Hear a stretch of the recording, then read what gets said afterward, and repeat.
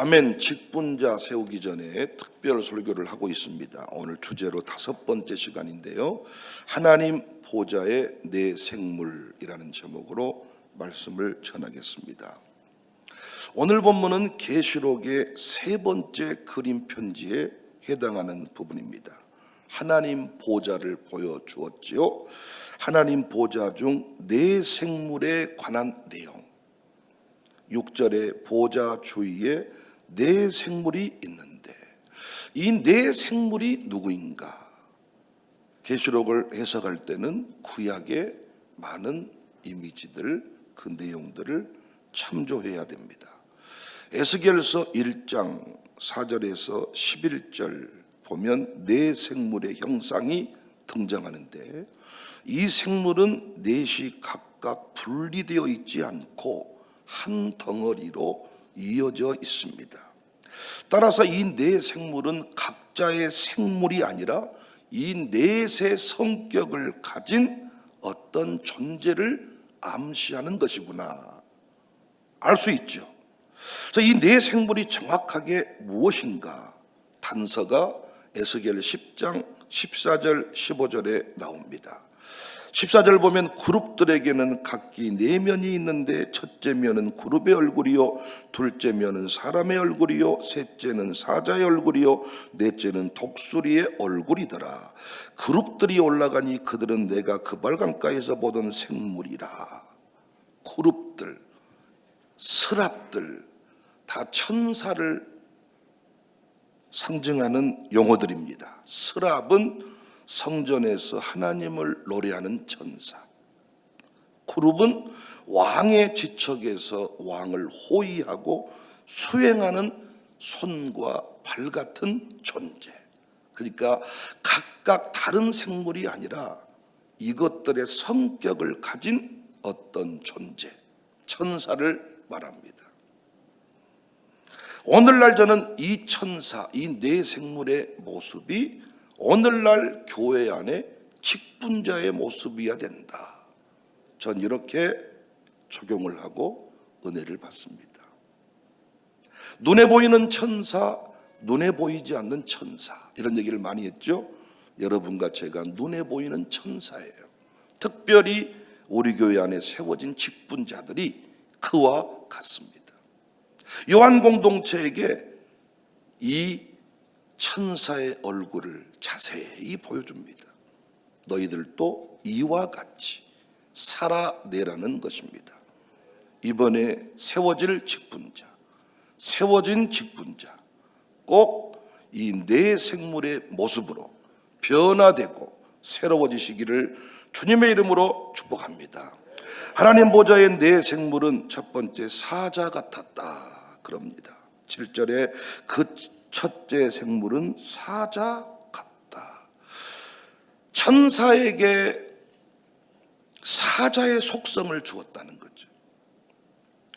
요한 공동체에게 이 그림을 보여준 것은 이와 같이 살아내라는 거죠. 여기 이 사자는 동물의 왕입니다. 담대함을 상징합니다.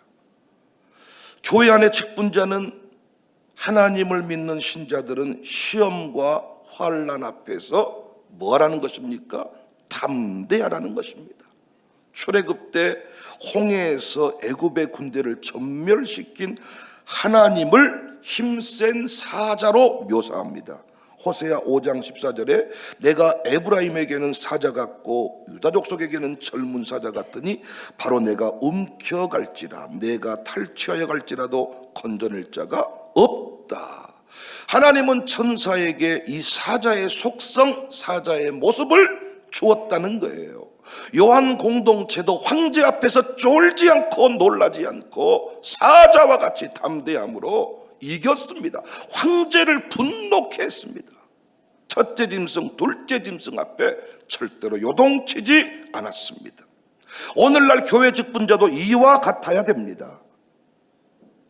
환난 앞에서, 시험 앞에서, 특히 세상 권력자 앞에서 사자와 같아야 됩니다. 천사가 하늘에서 주의 뜻을 받들어 수행한다면 이 땅 교회는 직분자들, 사역자들이 그 역할을 감당하고 있습니다. 이 교회 안의 직분자들의 핵심이 뭐냐? 사자의 심장을 갖는 것입니다. 잠언 28장 1절에 악인은 쫓아오는 자가 없어도 도망하나 의인은 사자같이 담대합니다. 여러분, 교회는 단 한 번도 단 하루도 공격을 받지 않은 적이 없어요. 사탄 마귀는 압니다. 우리 눈에는 보이지 않을지라도 사탄 마귀는 알고 있습니다. 세상 나라 가운데 하나님 나라가 건설되는 것이 어떤 것인지를, 하나님 나라와 세상 나라의 싸움이에요. 그러니까 끊임없이 교회를 공격합니다. 목사를 공격합니다. 직분자 되기 전에는 평안했다가 직분자가 된 뒤부터 온갖 시험이 다가옵니다. 막 불안함이 몰려옵니다. 그래서 많은 사람들이 직분자 맞지, 직분 감당하지 마, 직분 맞지 마소, 뭐단디 장로하려 그런가. 복잡한 일이 벌어집니다. 이때 필요한 게 뭐예요? 사자의 심장을 갖는 것입니다. 그런데 오늘날 많은 교회 안의 직분자들이 밴댕이 심장을 가지고 있습니다. 겉모양은 그럴싸한데 밴댕이 심장 가지고 있으니까 아무리 네 겉모습이 사자라고 말해도 네 심장이 밴댕이면 밴댕이야. 새의 심장, 하이에나 같아서 엿보고 뛰다가 어떤 기회가 오면 탁 뛰어들고 아니면 숨어버리고 이런 식으로 살고 있으니 뭐가 되겠습니까? 사탄 마귀의 공격 이유는 뭐냐? 못 가게 하는 겁니다. 멈추게 하는 것입니다. 끝이라고 협박하는 것입니다. 그런데 가버리면, 해버리면 이깁니다. 초대교회 순교자 터툴리아누스는 사자의 가죽은 찢어질 수 있으나 사자의 심장은 꺾이지 않는다. 시대가 아무리 협박하고 사람의 시선이 무겁게 눌러도 담대히 서는 직분자는 교회를 살립니다. 지금 우리 교회에 필요한 직분자는 이런 직분자입니다. 저와 함께 세상과 맞짱을 떠야 되는데 두려운 일이 생기면 숨어버립니다. 뒷문으로 나가버립니다. 도망가버립니다. 세상에서는 말 한마디 못하고 교회 앞에서, 교회 안에서, 아니 교회에서 왜 성질내냔 말이죠. 목사에게 왜 눈을 부릅뜨고 대드냔 말이죠. 아니 교회에서 싸워서 뭔 의미가 있습니까? 우리가 싸워야 될 것은 최소한 북구 용봉동에 가서 신천지 교회 앞에서 싸우세요. 종교 혼합주의자와 싸우고 우리 교회가 나쁘다고 말하는 사람한테 싸우고 근데 자기를 위해 기도해 주는 사람한테 눈을 부릅뜨고 대들고 세상에서는 말 한마디 못하는 남편이 집에 들어와서 연약한 부인을 때려잡는 것과 뭐가 다릅니까? 아이들 아무 힘이 없는데 그 아이들을 붙잡고 차렷 열중셔 앞으로 나란히 대가리 박어. 직장에서는 말 한마디 못한 찌질한 아버지가 상처를 교회 안에서 집안에서 풀어내는 것입니다. 나는 우리 교회가요 진짜 이 교회 안에서는 다 양들과 같고 목자 푸른 초장에서 풀 뜯어먹는 양과 같았다가 교회를 공격하는 세력들 앞에서는 사자와 같이 일어서는 이런 직분자들이 되시기를 주님의 이름으로 축복합니다. 혹시 밴댕이 심장 가지고 있는 분은 직분자 하지 마세요. 앞으로 불같은 시험이 많습니다. 진짜 주보에 나온 순서대로 죽어야 됩니다. 주보에 나온 순서가요 영광의 순서가 아니라 죽는 순서고 헌신하는 순서예요. 밥 빨리 먹는 순서가 아니라 헌신하고 죽는 순서. 중국 지하교회가 없어지지 않는 것은 죽는 순서를 정해놓고 교회를 섬기기 때문입니다. 지도자가 뭐 하는 자리냐? 먼저 끌려가는 자리, 먼저 죽는 자리, 먼저 희생하는 자리. 하나님께서 우리에게 담대함을 주실 것입니다. 직분자에게 믿음의 큰 담력을 주신다.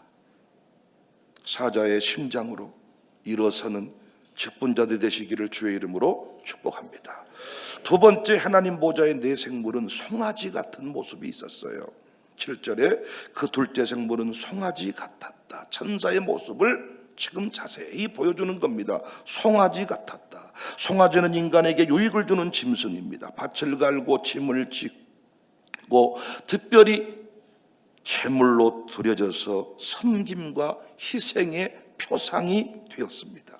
하나님은 이 송아지 같은 속성을 천사들에게 주었다는 거예요. 흰 옷 입은 무리에게 이 모습을 보여준 것은 요한의 공동체가 이와 같은 모습으로 승리하기를 원했습니다. 저는 이 네 생물이 오늘날 교회 안에 직분자, 사역자의 모습이다, 이렇게 적용을 하니까요, 우리 교회 직분자는 어떤 모습이 있어야 되느냐? 섬기고 희생하는 자여야 합니다. 우리가 오늘날 비판받는 이유가 뭐냐? 직분을 잘못 이해하고 있는 거예요. 직분을 맡으면 대접받는다고 생각해. 그래서 직분 맡으면 밥도 먼저 먹고 사람들이 자기한테 먼저 밥 먹으라고 이 배려를 안 하면 성질을 내는 자리가 돼버렸습니다. 근데 예수님은 분명히 마가복음 10장 45절에 인자가 온 것은 섬김을 받으려 함이 아니라 도리어 섬기려 하는데 목숨을 내어줄 정도로 대속물로 내어주는, 나는 대속제물이다, 이렇게 말했습니다. 크리소스톰은 교회의 직분자는 주인이 아니라 하인의 옷을 입은 자다. 섬김을 잃어버리면 직분은 무의미하다. 난 우리 교회 직분자들이 섬김과 희생의 모델이 되고 있음에 감사합니다. 저는 가나 혼인잔치집을 늘 생각해요. 그 혼인잔치집을 묵상하다가 교회는 잔치집이다, 이런 책도 쓰게 되었습니다. 그 가나 혼인잔치집에서 일어난 일을 우리가 다 알고 있습니다. 하나님 나라가 어떤 곳인지를 보여주는 사건입니다. 순종하면 기적이 일어난다, 이 정도가 아니라 하나님 나라의 원리를 보여주는 장면이다고요. 예수님의 말씀으로 이루어지는 나라. 그 말씀은 세상 사람들이 세상 원리로 이해할 수 없는 수준. 놀라운 것은 그곳에 물이 변하여 포도주가 된 사건이 일어났는데 연회장은 몰랐더라. 연회를 책임지는 장은 이 일이 어떻게 시작되었고 어떤 일이 일어났는 줄 연회장은 몰랐는데 물도원 하인들은 알더라. 그래서 교회 안에 직분자는 연회장 같으면 안 돼. 왜 이 일이 일어나는지를 몰라. 희생을 하지 않아. 섬기지를 않아. 순종하지 않아. 물을 채워라, 물을 가져다 주어라 그랬더니 더 좋은 포도주를 숨겨두었다가 이제 내놓는구나. 난 우리 교회 직분자들이 오늘 이 가나 혼인잔치집의 하인과 같아야 된다고 생각합니다. 여기 있는 백 목사도 하나님의 종으로서 하나님이 하라는 대로 하는 것입니다. 나는 주일날에도 당회하기 전에 장로님들이 이미 주방에 들어갔다가 땀을 찔찔 흘리고 땀 닦으면서 당회 하러 들어오는 모습이 난 너무너무 귀엽고 감사하고, 장로님들이 땀을 흘리면서 주일을 보낼 수 있으며 예배 시간만 겨우 늦게 와가지고 겨우 또 뭐 이렇게, 이게 아니라 설거지도 이미 한 판 하고 차량 운행 다 하고, 이 섬김과 희생의 모델. 요즘에는 특별히 목양장들 맡아가지고 가정교회 섬기는데 다 가정교회 그 자기 해당 교구 가정교회 이 애찬하면 와서 같이 봉사해줘. 그래 뭐 한 달에 3번씩 뭐 이렇게 뭐 3번씩 막 도와주는 겁니다. 차량 운행 다. 어떤 교회 가보니까 장로님들이 감사원장 같더라. 감사원장. 목사의 비리가 없는가. 아주 감사하듯이 사는 분이. 어떤 분은 교수 같아가지고 맨날 신학적으로, 이게 경제학적으로, 논리적으로, 적으로. 교회 안에는요 교수가 필요 없어요. 직분자는 교수 같은 직분자가 필요 없습니다. 감사원장 같은 직분자가 필요 없습니다. 송아지 같은 일꾼. 너무 멋지잖아요. 나는 이 그림 편지를 공부할 때마다 이렇게 선명한 그림이 또 있을까? 우리 교회 직분자들은 송아지 같은가? 아니면 감사원장 같은가? 돌아보시고 결단하고 새로워지기를 바랍니다. 이번에 세워질 직분자들이여 송아지 같은 일꾼이 되십시오. 교회 안에서 하인과 같은 위치에서 물 떠라 그러면 물 떠오고, 갖다 주라 그러면 갖다 주고. 세 번째, 사람 같았습니다. 천사의 모습이 사람 같았다. 7절, 그 셋째 생물은 얼굴이 사람 같았다. 사람의 얼굴은 지혜를 상징합니다. 피조물 중에 가장 지혜로운 존재가 사람입니다. 하나님은 천사들에게도 뭘 줬어요? 지혜를 주셨어요.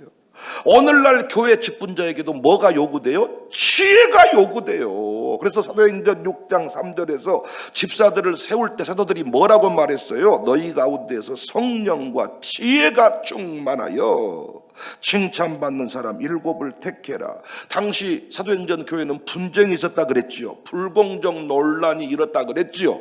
이 구제 물품을 나누다가 구제하는 일을 위해 헬라파와 히브리파가 싸우게 되었다 그랬지요. 이때 사도들이 세운 대책이 뭐예요? 7 집사를 세워서 니들이 이 일을 하고 나는 말씀과 기도에 전무하겠다. 이때 사도들을 대신해서 이 구제 사역을 감당한 자들이 7 집사였습니다. 이때 어떻게 분배해야 할까? 어떻게 마음을 다치지 않게 할까? 어떻게 서로를 기쁘게 할 수 있을까? 어떻게 가장 필요한 곳에 이것들이 흘러가게 할까? 이걸 누가 고민했어야 됐어요? 집사들이. 어떻게 사도들의 목회를 잘 도울 수 있을까? 어떻게 내가 우리 목사님을 마음 아프게 안 하고 평안 중에 목회하게 할까? 어떻게 우리 목사님이 신경 쓰지 않게 하고 내가 교구를 잘 다스려 볼까? 뭐가 필요한 거예요? 지혜가 필요한 거예요. 오늘날 직분자에게 뭐가 필요해요? 지혜 충만함이 필요해요. 지식이 아닙니다. 세상 학교에는 지식이 필요하고 학위가 필요하지만은 교회 직분자는 학위를 가져오라고 하지 않았습니다. 저는 고등학교 졸업장이 있는지도 모릅니다. 우리 권사님들 난 최종 학벌이 어딘지도 모릅니다. 그건 세상 기업에서 필요한 거고, 아니 어떤 의미에 세상 기업도 이제는 그 졸업장을 가져오라고 하지 않아요. 그 분야에 걸맞는 능력이 있는가만 따져요. 특별히 교회 직분자는 뭐가 필요하냐? 지혜가 필요해요. 말을 할 때도 지혜 있게 해야죠. 지혜 없는 열심은 교회를 어지럽힙니다. 우리가 어른 앞에 일어서는 이유는 샘머리 앞에 일어서라. 왜 그래요? 어른들은 지혜를 가지고 있기 때문에. 우리 다음 세대가 어른 앞에 일어서야 되는 것은 그들이 지식은 없어도 뭐가 있어요? 삶의 지혜가 있어요. 근데 오늘날 교회 안에 오래된 직분자들이 지혜롭지 않아요. 고집만 세고요. 그 오래된 직분자가 뭔 말을 하면요, 분위기가 묘하게 이상하게 흘러가 버려요. 지혜롭지 않아서 그래요. 진짜 어른은 딱 있다가 상황이 여의치 않게 돌아가면 한마디를 딱 하는 겁니다. 그 한마디를 딱 하면 상황이 종결이 되어야 어른인 거예요. 그 사람이 직분자인 거예요. 이상한 논리를 가지고 자신의 기득권을 지켜내려고 하는, 그래서 후배들이 개혁 대상 1호로 삼는 겁니다. 날마다 새벽에 나와 엎드려야 되는 이유는 무엇 때문입니까? 책에서 우리가 지혜를 얻을 수 없어요. 우리 교회에 그 성도들의 마음을 헤아릴 수 있는 지혜를 책에서 얻을 수가 없어요. 하늘로부터 와야 돼요. 지혜는 경험의 산물이 아니라 그랬죠. 성경이 말하고 있는 지혜는 경험의 산물이 아니죠. 그건 말씀을 통해 하늘로부터, 기도를 통해 하늘로부터 주어지는 선물이 지혜입니다. 그래서 젊은 사람도 지혜로울 수 있어요. 난 우리 교회 상당히 직분자들의 나이가 젊어지고 있는데, 여러분 나이 타령하지 말고 하나님께 지혜를 선물로 받아서 무슨 일을 하든지 1000부장, 100부장, 50부장, 10부장이 판결하는 사람, 판결. 모세를 대신해서 판결을 했는데 불합리하게 느껴지니까 다 누구에게만 또 오겠어요? 모세에게만 오겠잖아요. 1000부장한테 가서 얘기해봐요. 아이고 아닙니다. 그 이상한 소리만 해요. 100부장한테 아이고 난 아닙니다. 모세가 1000부장, 100부장, 10부장, 50부장을 세워놨는데 모세 일이 하나 더 늘어버렸네. 백성들만 살리는 게 아니라 1000부장, 100부장, 50부장을 또 다시 가르쳐야 되는, 또 다시 관리해야 되는 일이 또 하나 생겨버리면 되겠습니까? 말씀에 기초한 자, 하나님께로부터 지혜를 받아서 이번에 당의한다는데 가서 내가 어떻게 말을 할까? 어떻게 이 부분을 풀어서 온 당회원들의 마음이 딱 하나로 뭉쳐지게 할까? 어떻게 해야 후배들이 이 문제에 대해서 오해하지 않고 받아들일 수 있을까? 기도하고 와야죠. 한마디를 딱 하면 납득이 돼야죠. 목사가 설명 다 못하는 부분을 어른 장로님이 설명해 줄 수 있어야죠. 양육사가 못다 했던 이야기를 목양장이 가서 같이 예배드리면서 딱 한번 얘기해 주니까 가정교회 하나로 딱 묶어지는 일이 있어야죠. 서로 총무는 양육사가 문제입니다, 양육사는 총무가 문제입니다, 양육사 부부는 남편이 문제입니다, 아내가 문제입니다 할 때 목양장이 딱 가서 차 한잔 합시다. 또는 예배하면서 기도하면서 기도 중에도 치유되는 경우가 있습니다. 여러분, 사람 같은 지혜로운 분별력을 갖는 그런 직분자가 되시기를 바랍니다. 배우고 확신한 일에 거해라. 배우고 확신한 일에 거하니까 요한 공동체가 흔들리지 않았어요. 첫째 짐승, 둘째 짐승. 아무리 미혹해도 흔들리지 않았어요. 황제에게 구원이 있지 않다. 어린 양께 구원이 있습니다. 흔들리지 않았습니다. 흰 옷 입은 무리 승리했습니다. 이기는 자, 생명나무 열매를 주워 먹게 한다. 지혜를 바랍니다. 여러분, 지혜롭게 잘 다스리고 직분을 감당하시기를 주님의 이름으로 축복합니다. 마지막 네 번째, 이제 다섯 번째, 여섯 번째는 또 내일 하겠다 그 얘기입니다. 오늘 마지막 독수리 같았습니다. 네 번째 7절에 그 넷째 생물은 날아가는 독수리 같았다. 우리 공부해서 다 아는 내용이지만 공동회의를 앞두고 이 말씀 공부하니까 새롭지 않습니까? 독수리는 하늘을 나는 존재입니다. 초월과 탁월함의 상징입니다. 딱새하고 다릅니다. 딱딱 짹짹 할 때 독수리가 짹짹 참새랑 싸우지 않고 독수리는 어떻게 해버린다고요? 올라가 버립니다. 비상합니다. 이 독수리라는 이미지, 이야, 너무너무 놀랍습니다. 땅에 매여 사는 자가 아니라, 계시록에서 계속 강조하는 게 뭡니까? 하나님 보좌를 보여주는 거잖아요. 장차 될 일을 보여주는 거잖아요. 하나님 보좌, 독수리 같은 천사의 모습. 오늘을 살기에 급급한 사람이 아닙니다. 현실주의자가 아닙니다. 이런 분들이 교회 직분자가 되니까 너무너무 힘듭니다. 목사님 우산동이나 살립시다. 목사님 우리 고가 석자입니다. 어떻게 우리가, 이게 아니잖아. 하나님 나라는 시공간을 초월해서 내 현실을 뛰어넘는 하나님의 일인데, 오늘 눈물로 하늘의 씨앗을 심는다. 온 땅 구석구석 그리스도의 계절이 오게 하소서. 옥토냐 가시밭이냐 돌밭이냐 이걸 따지지 않고 능력을 믿고 씨를 뿌리는 사람인데, 직분자들이 너무 이 땅 경제에 밝아, 너무 백성의 소리에 민감해. 이게 문제라고 생각합니다. 나는 그래서 우리 직분자들이요, 필요시에 성도들을 만나지만 개인적으로 막 성도들하고 이렇게 죽고 못 사는 사이가 되면 안 된다고 생각해요.